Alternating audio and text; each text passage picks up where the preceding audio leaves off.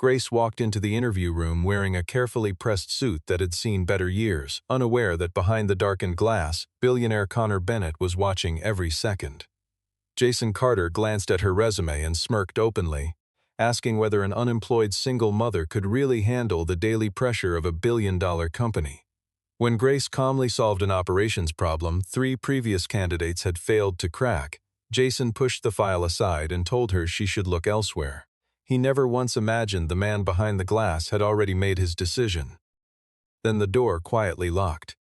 If you truly believe real competence matters more than appearances, stay with this story and see what Connor decides next.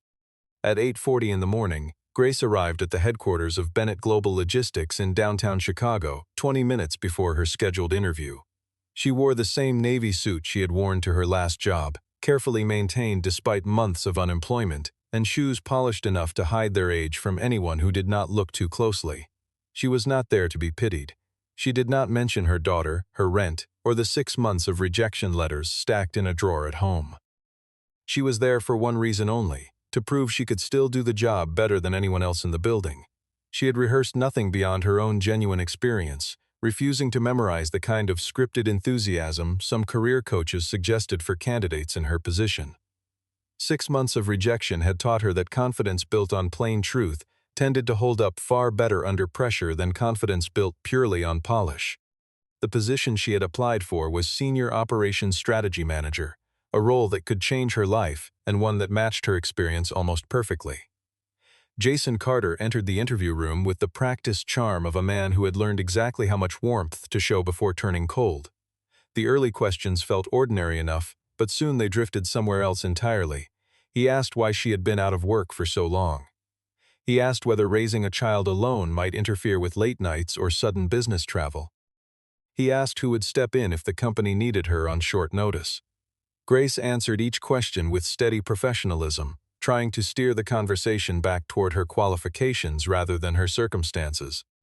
Jason glanced at her handbag, plain and worn at the corners, then at her resume which lacked the Ivy League credentials he clearly favored, and his tone shifted further still. He hinted, without quite saying it outright, that the company served clients worth enormous sums of money and needed people with what he called executive presence.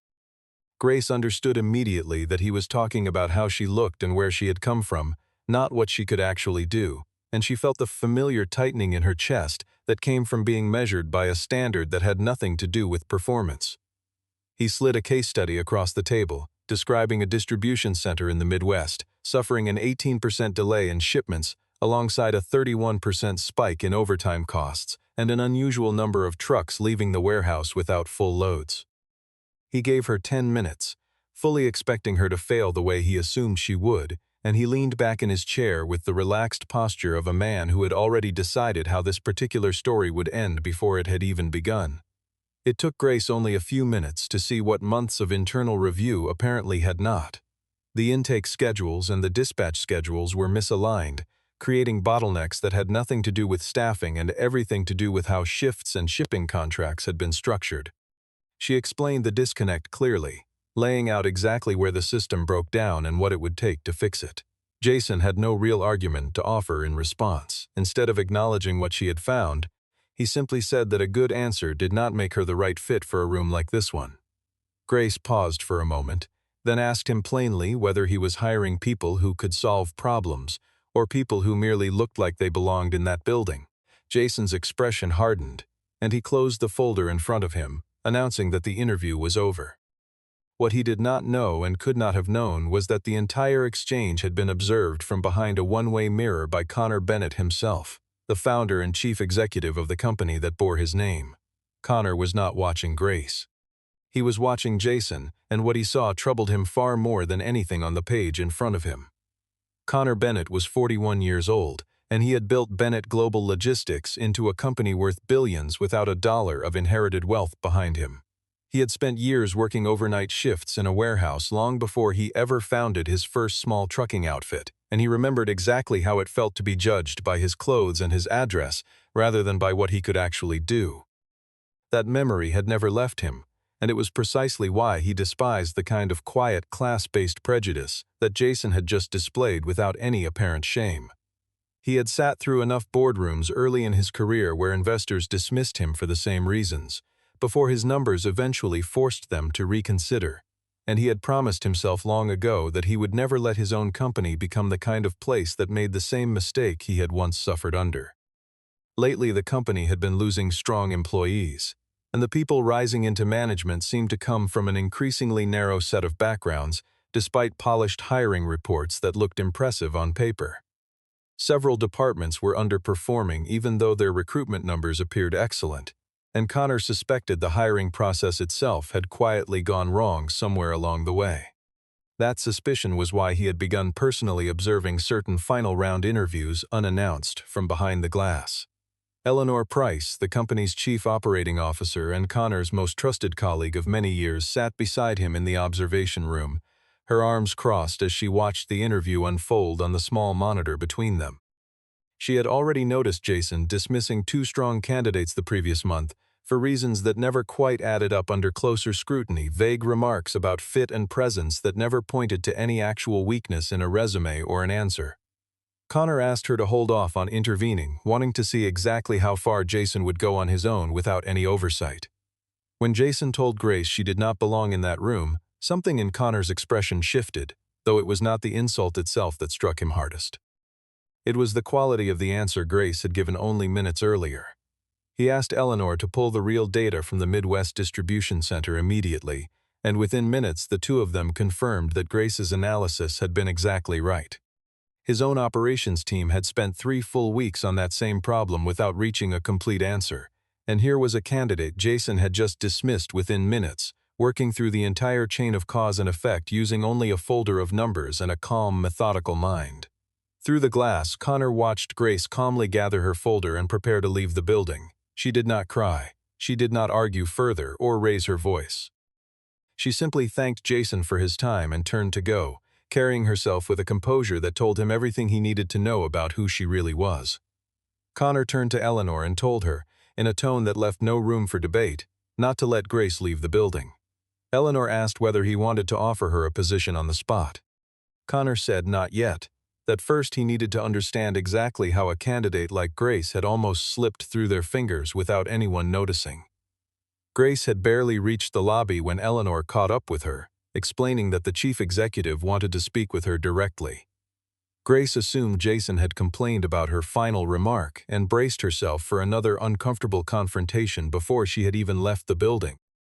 Eleanor led her up to the executive floor instead, and when Connor walked in, he did not immediately reveal that he had watched the entire interview from behind the glass. He simply asked her a question of his own, wondering what she would change first if she were given the authority to fix the problem in that case study. Grace answered without hesitation. She would not start by firing anyone, and she would not start by pushing the warehouse to move faster. She would start by identifying exactly who was being rewarded for numbers that were actually the wrong numbers to chase. Connor leaned forward, clearly interested now, and handed her a second set of real internal data, more complicated than anything Jason had shown her. Grace worked through it methodically and found that warehouse managers were optimizing their own individual quotas, procurement was optimizing contract pricing in isolation, and transportation was optimizing cost per mile without regard to anything else, while no single department carried responsibility for the total time it actually took a shipment to reach its destination. Each team could point to a chart showing improvement, and each chart was technically accurate, yet the customer waiting on the other end of that chain experienced nothing but delay after delay. This was precisely the problem that had been quietly undermining Connor's company for months without anyone naming it so clearly. Grace put it simply, saying that everyone in the building was winning their own individual scorecard while the company as a whole was losing. Connor smiled for the first time that morning. He told her the glass in the interview room was one way and that he had been standing behind it the entire time. Grace understood immediately what that meant. Connor did not offer an elaborate apology on Jason's behalf, and he did not pretend the exchange she had endured was somehow acceptable. He said plainly that what Jason had done was unacceptable, but that he needed to investigate further before making any decisions about personnel. He offered her something concrete instead, a 2-week paid consulting assessment working directly under the chief operating officer, with the understanding that strong results could lead to a position higher than the one she had originally applied for. Grace did not accept right away. She asked him directly whether this was a genuine career opportunity or simply his way of making up for an insult she had endured. Connor answered that if this were about making up for something, he would have written a check instead, and that he was offering her a job because she had seen something his own team had missed entirely. She asked one further question before agreeing, wanting to know whether she would be evaluated against the same standard as any other candidate who had ever passed through that program, and Connor assured her plainly that she would. Grace agreed to the assessment. As she stepped out of the executive elevator alongside Connor and Eleanor, Jason happened to be crossing the lobby and saw her clearly, and in that instant he understood he had made a serious mistake. Grace began her 2-week assessment inside the operations center without any special treatment. She was given no private office, no impressive title, and no announcement that the chief executive himself had personally chosen her. She wanted to be judged the same way any other professional would be judged, purely on the quality of her work. Jason still held real influence over the formal hiring process, and he began quietly making her days more difficult wherever he could. He delayed sending her data past reasonable deadlines, left her off certain meeting invitations that mattered, and told other managers she was only in the building because Connor felt sorry for her. Grace never reacted publicly to any of it. She kept careful records of every incident and stayed focused entirely on the work in front of her. What she found went far beyond the narrow scope of the original case study.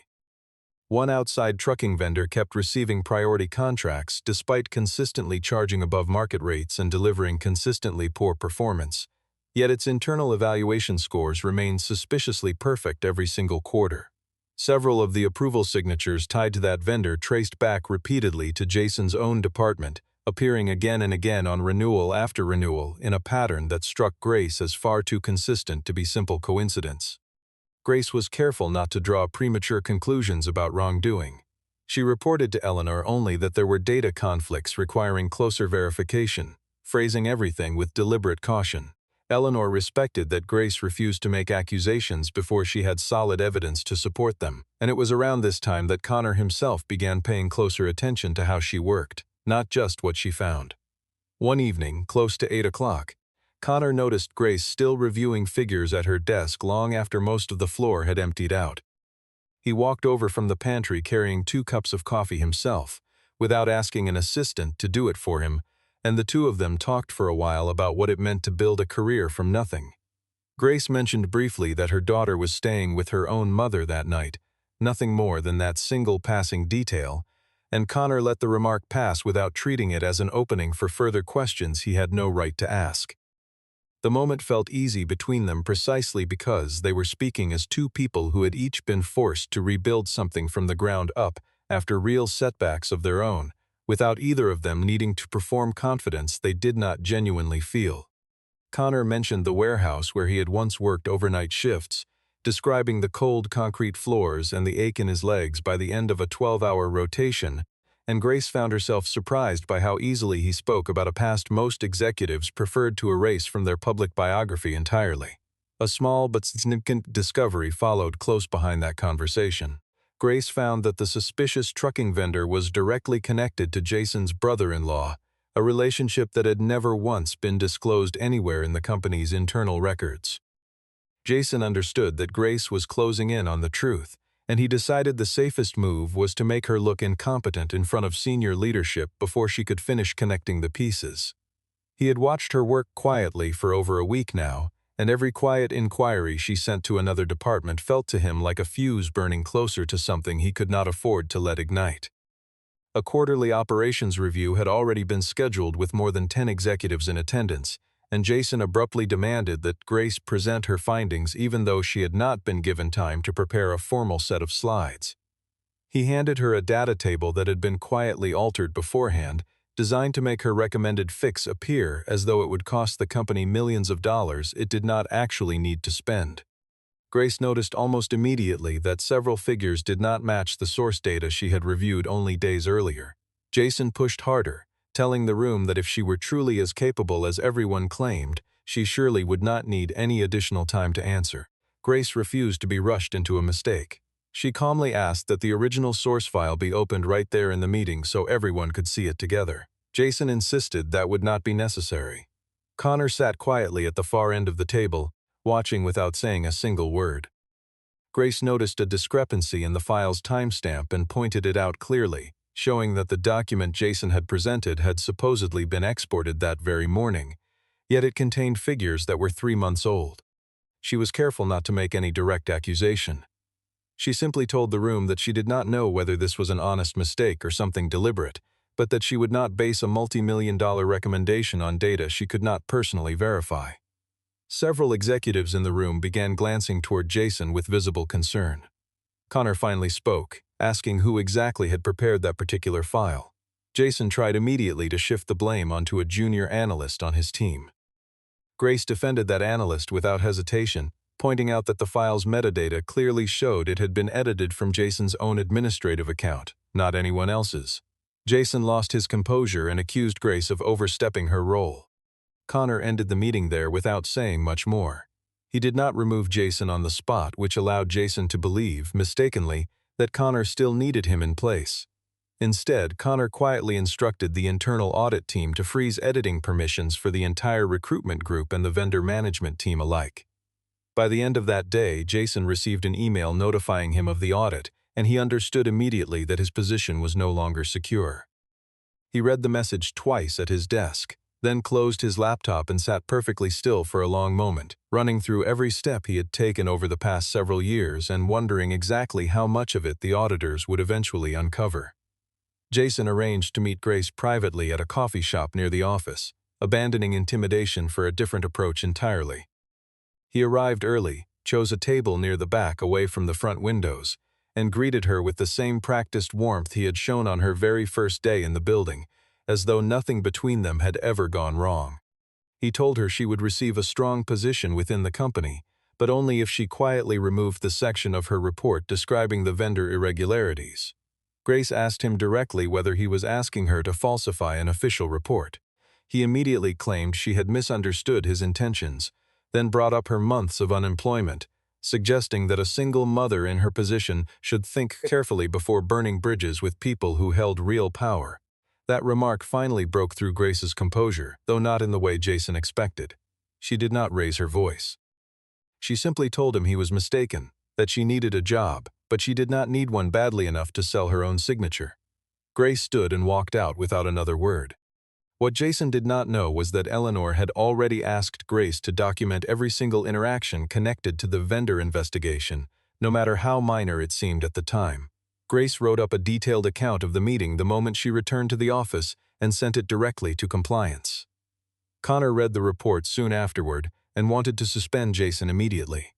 Eleanor suggested they wait a little longer, arguing that they needed to fully understand the scope of the wrongdoing before making a move.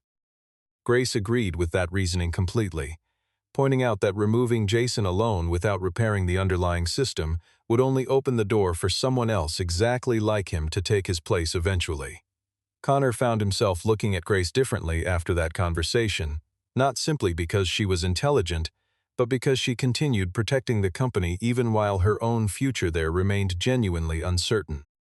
Later that evening, after a meeting had run long, Connor walked Grace down to the lobby, and the two of them stood together near the glass entrance, watching rain fall over the Chicago skyline.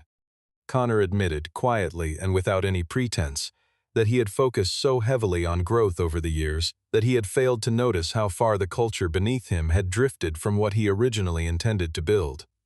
Grace told him that a leader could not possibly see everything happening inside a company, but that he could build systems that made it safe for people to tell him the truth regardless. Her words stayed with Connor long after they said goodnight, returning to him unexpectedly the following morning as he reviewed the audit findings alone in his office before anyone else had arrived. The internal audit eventually revealed that the wrongdoing extended far beyond anything connected to Grace personally.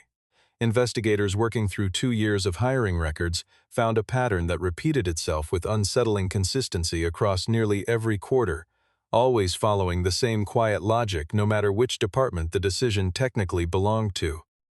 Over the course of 2 years, Jason had quietly eliminated a long list of highly qualified candidates, some rejected because of their age, others because of their family circumstances, and still others simply because they lacked the kind of background he considered acceptable. Many of the resulting openings had gone instead to people Jason himself had personally recommended. The vendor side of the investigation turned out to be even more serious than anyone initially suspected. Jason had been receiving indirect benefits tied to the trucking company connected to his relative, and the resulting contracts had cost the company several $1 million over time. Grace uncovered one particularly damaging piece of evidence, showing that the internal vendor scoring system itself had been deliberately structured to favor exactly the criteria that his relative's company consistently met, while quietly disadvantaging every legitimate competitor. Eleanor asked Grace how she had managed to spot something so carefully hidden when the company's own internal reviewers had missed it for years. Grace answered simply that the very same thing had once happened to her, that a decision gets made first and only afterward does someone build a set of criteria designed to justify it after the fact. That single observation became the true center of the entire story. The most dangerous kind of wrongdoing was rarely a single cruel remark spoken in an interview room. It was an entire system quietly engineered to make bias look like a fair and professional process from the outside. Connor decided the matter now required a formal board-level meeting, and Jason was summoned to attend, still unaware exactly how much evidence had already been gathered against him. Just before that meeting took place, Jason sent Grace one final email, warning her that if she testified against him, he would personally make certain that no major company would ever hire her again. The message was carefully worded, avoiding anything that could be read as an outright threat on its surface, but Grace understood exactly what he meant by every line of it. Grace forwarded the message directly to compliance without hesitation or fear. As the meeting approached, Connor made one final decision of his own, asking Grace to attend not as an observer, but as the lead presenter who would lay out everything the investigation had uncovered. The executive boardroom where Grace had once felt she did not belong was now filled with senior leadership from across the company. Sunlight cut through the tall windows and fell across the long table, and Grace took her seat near the middle rather than at either end, unwilling to claim more space than the moment actually called for. Jason walked in with visible confidence, still convinced that years of relationships built inside the company would ultimately protect him. Connor gave him the chance to explain himself before anything else was said. Jason tried to shift the blame onto his subordinates, suggested that Grace was motivated purely by resentment over how she had originally been treated, and repeatedly referred to her as nothing more than a temporary consultant. Connor did not argue with him directly. He simply asked Grace to present what she had found.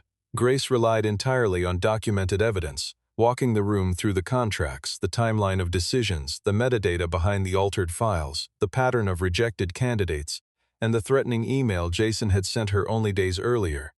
There was no dramatic speech of revenge in her presentation, only clear facts laid out one after another, and her calm certainty seemed to unsettle Jason more than any accusation could have.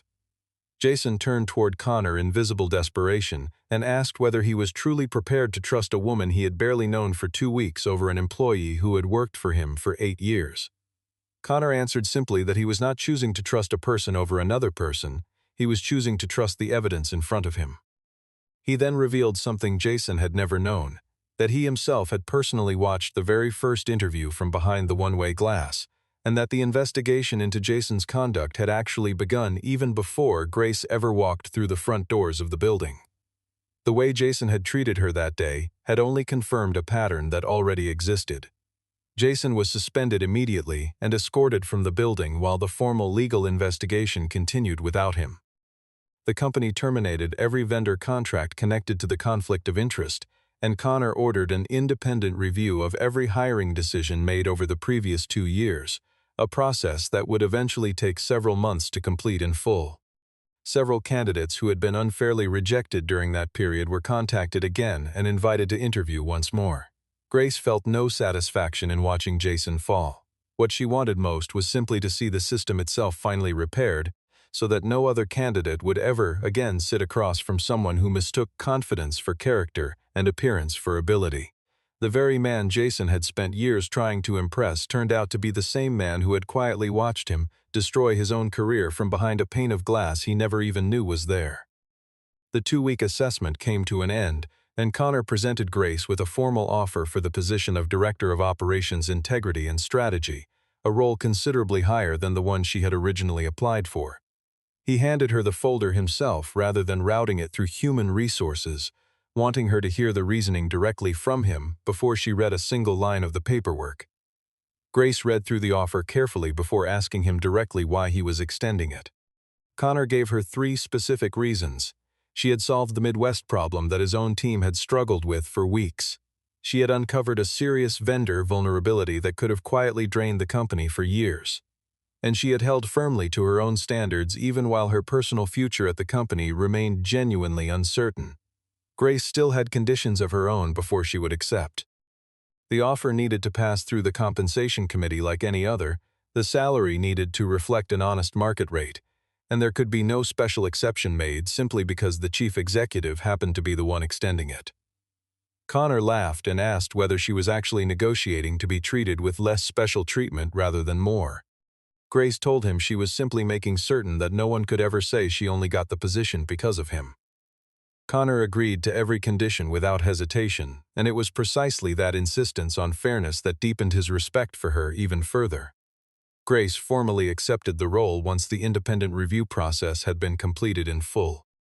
She immediately began redesigning the systems that had failed so many people before her, introducing structured interview scoring, blind resume review for certain early rounds, standardized interview questions applied consistently across every candidate, a clear audit trail behind every hiring decision made, and stronger conflict of interest controls covering every outside vendor relationship going forward.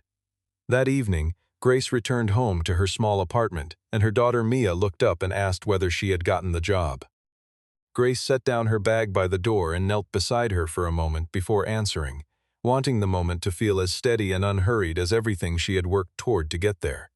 Grace told her simply that she had. Nothing more needed to be said. It was enough. 6 months later, operating costs at the Midwest facility had dropped significantly, and on-time delivery rates had improved beyond anything the previous system had ever achieved.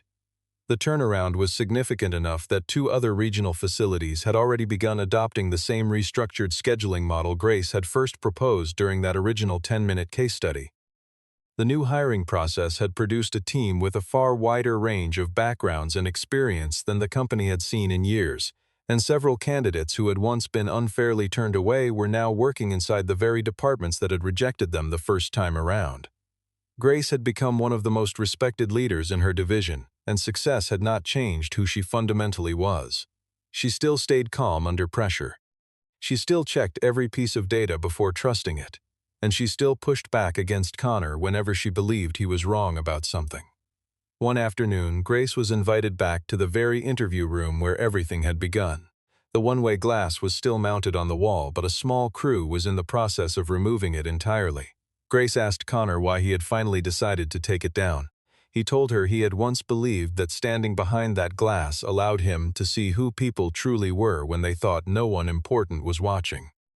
She had taught him something different, that a genuinely good company should never need a chief executive secretly observing from the shadows just to learn how his own managers treated other people. The 2 of them stood together and watched quietly as the workers lifted the glass panel free from the wall, a small but unmistakable symbol of a shift from a culture built on secret observation toward one built on open honesty instead. The gentle thread of romance between them, which had been building slowly beneath the surface for months, finally rose closer to the light without ever overtaking the larger story around it. Connor asked whether she might like to have dinner with him that Friday evening. Grace asked whether this was meant to be another work meeting. Connor said no. Grace asked whether it was meant to be dinner between a chief executive and one of his own employees. Connor told her that if the question made her uncomfortable in any way, he would never ask it again. Grace looked at him for a long moment before finally smiling and telling him Friday would work. 7 o'clock. There was no wedding, no sudden proposal, and no romance rushed forward faster than it deserved to move. There was only the quiet possibility that something real might continue growing between them, now that both of them were finally ready for it. As Grace left the office that evening, she walked past the very room where Jason had once told her she did not belong there at all. The door stood open now. The glass that had once divided that space from everything beyond it was completely gone. Grace did not need to look back. Her worth had never depended on whether the person holding power in that room happened to notice it in time. Sometimes a door closes not because someone lacks the ability to walk through it, but because the person guarding it never understood what was actually standing right in front of him. Grace never set out to prove anyone wrong that morning. She only wanted a fair chance to show what she could do, the same chance anyone deserves regardless of their circumstances or how they look walking through a door. What changed her life was not luck, and it was not a billionaire deciding to rescue her out of pity. It was competence meeting a system finally willing to see it clearly, and a leader willing to admit his own company had lost its way. If this story moved something in you, think about the people in your own life who are still waiting for someone to look past the surface and notice what they are truly capable of. Sometimes the most powerful thing anyone can do is simply choose to look again.